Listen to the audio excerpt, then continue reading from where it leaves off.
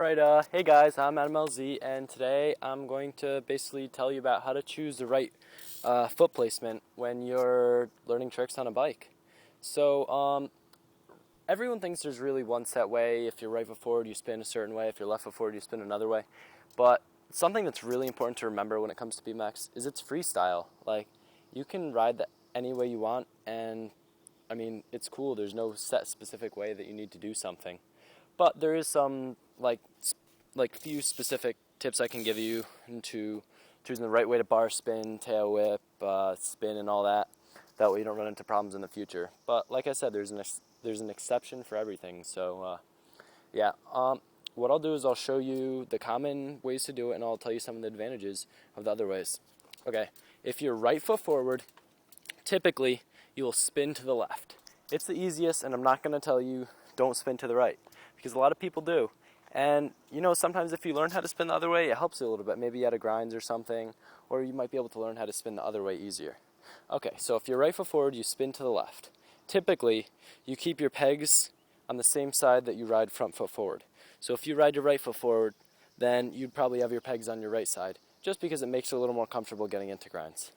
And another thing that you really need to remember is that it's really hard to explain, but when you're riding and you coast, you don't just pick a foot forward that maybe your friend rides that way. Whatever's the most comfortable, you do that way. So like I was saying, if you're right foot forward, pegs on the right side, you'd spin to the left, and you'd throw your bars with your right hand, catch with your left, and your bars would be turning clockwise. And that's, again, the most typical way. A lot of times when people learn bar spins the other way, then they're easier to learn opposite bar spins later on. Now, tail whips, if you're right foot forward, typically with tail whips, it's easiest to kick with your back foot. So you'd be kicking your bike counterclockwise and catching with your right foot. And again, nothing is set in stone. So I'll reiterate myself once more. If you're right foot forward, you'd spin to the left, throw the bars with your right hand clockwise, tail whip counterclockwise, pegs on the right side.